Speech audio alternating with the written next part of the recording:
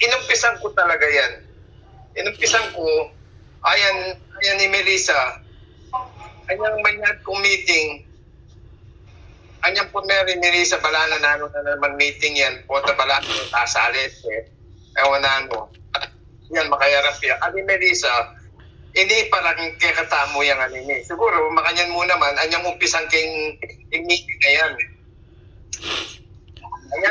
Ayan, resultang masaking, iyapin na yan, nga manuan mo. Oo.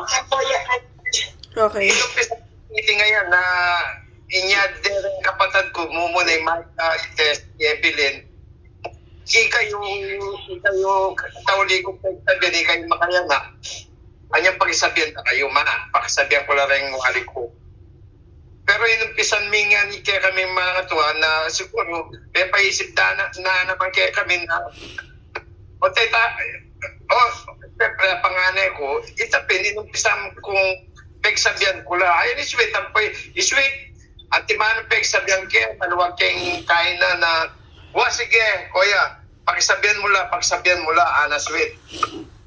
Melissa, anyang pagsabihan kaya, medyo maisip, pero bisaya, masakit kumubuntok ketang oras sa itala at makasubok ko migraine. Pero andyan nga lang akong camera, makirandam ko, ana.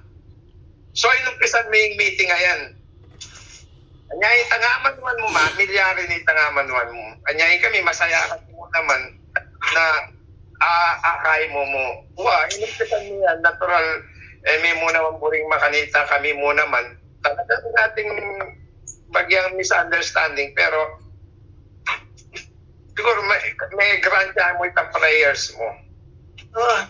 Oo. Ma, Aching Sweet. Ang grandang pamilwa ko naman talagang kaya ang tiyang puling doon gusto kinapingin mo, dilita na ako yan.